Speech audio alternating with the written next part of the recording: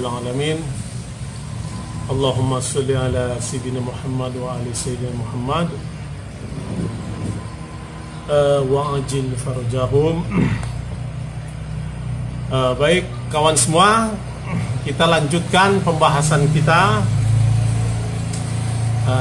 setiap hari Senin tentang Masnawi Ma'nawi Jalaluddin Rumi.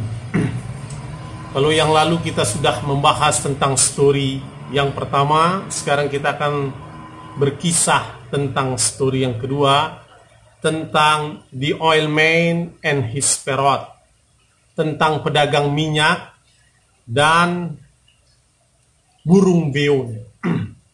Nah, kita ketahui bahwa Masnawi yang ditulis oleh Jalaluddin Rumi. Jalaluddin Rumi, sebenarnya Rumi itu adalah sebuah pabrikasi ya. Yang tepat sebenarnya Jalaluddin Al-Balkhi. Jalaluddin yang dilahirkan di Balkhi, sebuah tempat yang sekarang Afghanistan. Dan Masnawi itu adalah untaian dua sajak. Mengapa? Karena di dalam Masnawi Ma'nawi itu saya melihat ada dua digabungkan antara prosa dan puisi. Pertama, Rumi menceritakan kisah-kisah pendek yang penuh dengan anekdot, kedalaman spiritual, dan kemudian pada bagiannya di bawahnya kemudian dia menulis puisi. Masnawi, untaian dua saja. Nah, pada kisah yang kedua ini Rumi menceritakan tentang ada seorang pedagang minyak yang memiliki burung beo. Ia sangat senang dan terhibur dengan kicauan burung beo. Kisah ini sangat populer, bahkan di tengah-tengah kita dalam sastra sufi, tapi saya melihat sering orang keliru dalam mengutip cerita kisah ini. Bahkan seorang seperti Abdul Wadi WM pun ya dalam Cinta Sufi saya melihat dia menulis itu keliru kisahnya. Dia menceritakan ada seorang pedagang minyak yang marah kemudian nempeleng, dan ada seorang profesor yang botak, dan itu berkembang dalam tradisi lisan mungkin tanpa merujuk pada buku asli. Nah, dalam kisah dalam Masnawi di dalam buku ini yang saya tampilkan tuh dikisahkan bahwa ada seorang tikang minyak yang memiliki burung beo yang kicauannya selalu menghibur. Tukang minyak itu senang dengan kicauan burung beo, dan dia juga menjadikan burung beo itu sebagai penjaga toko kalau dia keluar rumah. Nah, sewaktu hari ketika dia keluar rumah, saat burung beo juga sendirian di dalam toko, lalu ada seekor kucing yang mengganggu satu kaleng minyak, sehingga minyak itu tumpah. Nah, saat tukang minyak kembali melihat kaleng minyaknya yang rusak itu, ia berpikir bahwa burung beo lah yang merusaknya. Lalu tukang minyak itu sangat marah dan memukuli burung beo itu. Ia menempeleng kepalanya sampai rontok bulu-bulu di kepalanya. Karena begitu ketakutan, burung beo itu kehilangan kicauannya untuk beberapa hari.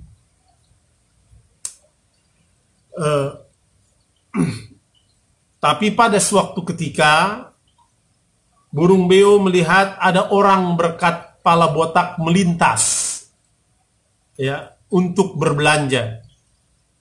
Nah, lalu burung beo tiba-tiba bisa berbicara dan dia berkicau, "Pray," katanya. "Tuhan," katanya, "minyak siapa yang kau telah tumpahkan?" Ketika dia melihat orang botak itu melintas. Nah, orang botak itu tersenyum melihat beo keliru karena tidak bisa membedakan rambut yang botak karena usia dengan kepalanya yang botak, bulu-bulu kepalanya yang rontok. Nah, Rumi menceritakan kisah ini seakan-akan memberikan kita untuk menafsirkannya.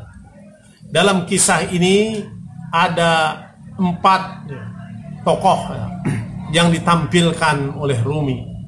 Yang pertama pedagang minyak, yang kedua burung beo, kucing, dan orang botak. Nah, kekeliruan dari dua sebenarnya antara pedagang dan burung beo itu melihat pada penampakan luar saja. Kemudian dia menyimpulkan, melakukan generalisasi tanpa mau melihat peristiwa melalui kedalaman, tidak melihat konteks, dan kemudian memberikan penilaian. Pedagang itu dia menyimpulkan bahwa kaleng minyaknya yang rusak dan langsung saja menuduh bahwa burung beo itulah yang menumpahkan kaleng minyak itu, dan kemudian menempelengnya sehingga bulu-bulu burung beo itu rontok. Begitu juga burung beo itu. Burung beo itu keliru dalam memahami memahami simbol ketika orang botak yang lewat itu dianggap kepalanya yang botak itu sama dengan kepala burung beo itu, sehingga dia mengatakan, kaleng minyak siapa lagi yang engkau tumpahkan. Nah, kekeliruan ini adalah kekeliruan umum terjadi di tengah-tengah masyarakat. Orang seringkali melihat dari hal-hal yang tampak, yang permulaan, yang bersifat material, tanpa mau melihat pada hal-hal yang lebih sublim dan lebih dalam. Nah, itulah yang terjadi juga ketika yang juga membedakan antara para wali dan orang-orang munafik. Dalam puisinya selanjutnya Rumi mengatakan, kebingungan para kekasih Tuhan dengan orang munafik. Nah, kalangan orang-orang munafik, dia hanya menggunakan indera lahiriah semata, ya, dan terperangkap, ya, pada bumi.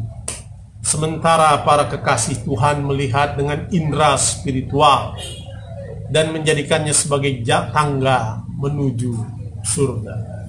Nah, kekeliruan yang sering terjadi, orang mempersepsi realitas segala sesuatu dari apa yang tampak.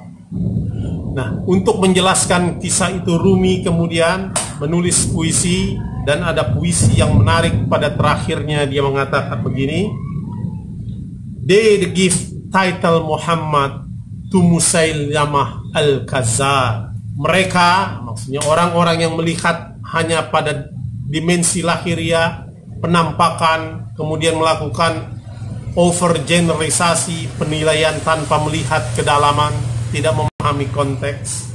Seringkali katanya dalam agama memberikan titel Muhammad kepada Musailamah al-Kazzab. Musailamah al-Kazzab adalah tokoh pada zaman Nabi yang kemudian mengaku Nabi, adalah seorang pembohong. Nah, seringkali katanya orang-orang munafik itu dia memberikan gelar Muhammad kepada Musailamah al-Kazzab. Dan dalam konteks kita, seringkali kita melihat orang dengan jubah ulama, ya, melihat keulamaan misalnya hanya dimensi lahiriah saja, hanya karena popularitasnya saja di tengah-tengah masyarakat, tanpa mau melihat kedalaman hakikat yang tersembunyi. Nah, oleh karena itu kelirulah orang.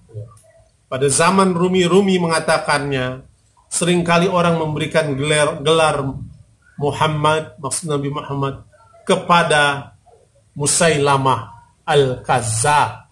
Begitu juga pada zaman kita, orang seringkali menilai, ya, memberikan gelar ulama kepada yang bukan ulama, memberikan gelar ustadz atau pemuka agama kepada dia bahkan kepada seorang penipu, misalnya. Seperti memberikan gelar Nabi Muhammad kepada Musailamah Al-Kazzab. Lalu kata Rumi, ya subhanallah, matilah. Musailamah Al-Kazzab adalah seorang pembohong dan Nabi Muhammad adalah wujud, ya, yang paling luhur dan paling mulia. Saya kira itu, karena mati lampu, mohon maaf. Saya akhiri, wa ma taufiqi illa billah, alaihi tawakkaltu wa ilaihi unib. Wassalamualaikum warahmatullahi wabarakatuh. Mati lampu.